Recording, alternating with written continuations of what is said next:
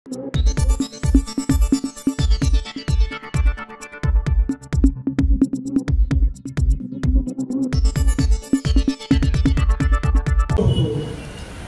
देशाचे पंतप्रधान आदरणीय नरेंद्र मोदीजी व महाराष्ट्र राज्याचे लोकप्रिय असे मुख्यमंत्री आदरणीय एकनाथराव शिंदेजी, आदरणीय आमच्या सर्वांचे नेते आदरणीय देवेंद्रजी आणि अजितदादा, या तिघांच्या नेतृत्वामध्ये असणारं सरकार हे सर्वसामान्य जनतेचं सरकार आहे।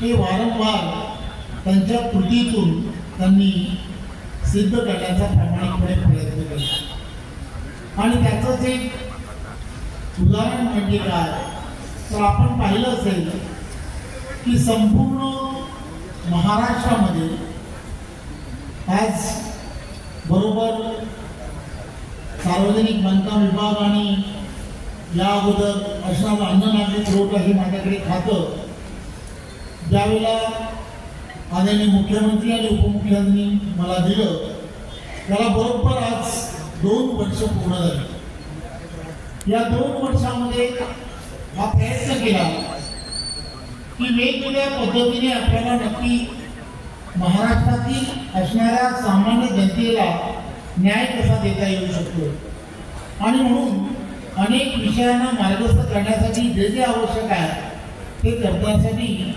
आपण नक्की काय करू शकतो त्यासाठी प्रयत्न केला।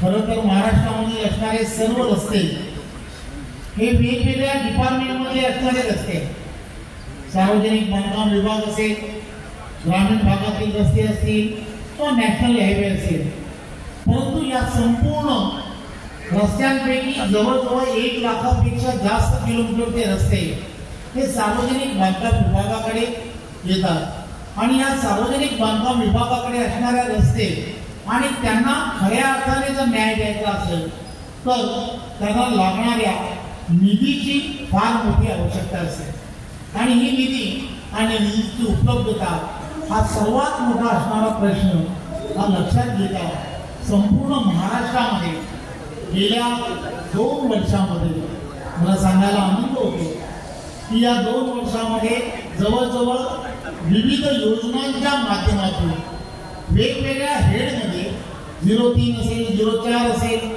किंवा त्याचबरोबर हँड 1 आणि हँड 2 असेल, अशा वेगवेगळ्या महामंडळाची निर्मिती करून असेल की जेणेकरून आपल्याकडे पैसे आहेत, बजेटमध्ये उपलब्ध नाही तरी सुद्धा आपण महामंडळाच्या माध्यमातून एक निधी हा उभारून आपल्याला महाराष्ट्राची सेवा करता येऊ शकते का असा सर्वात गोष्टींचा विचार करून मला सांगायला आनंद होतो की 2 वर्षामध्ये जवळजवळ 92,000 कोटी रुपयाच्या कामांना मंजुरी आणि प्रत्यक्षपणे कामाला सुरुवात झाली।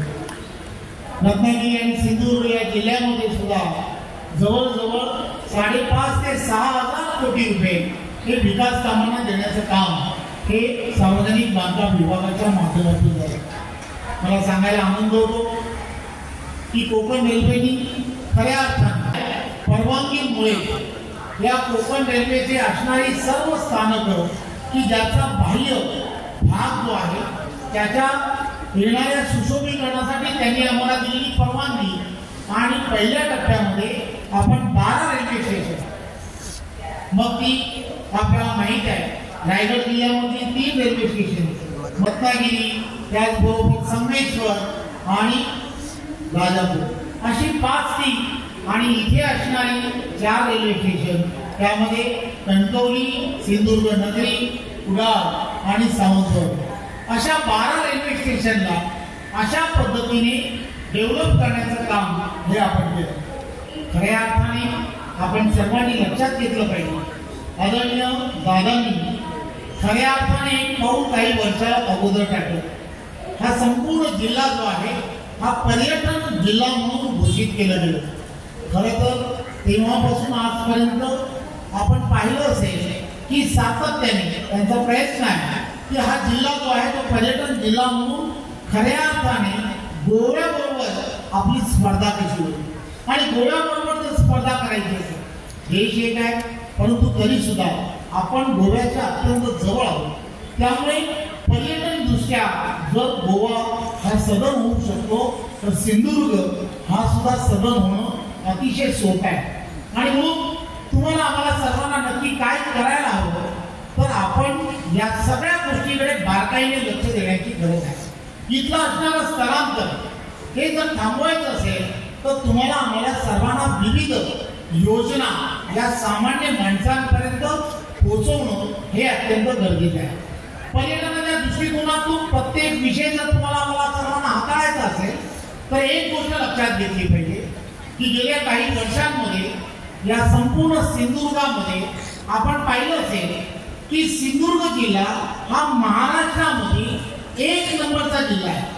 स्वच्छतेच्या बाबतीमध्ये 1 नंबरचा जिल्हा आहे म्हणून सिंधुदुर्ग ओळखला जातो. याचा अर्थ लक्षात घ्या,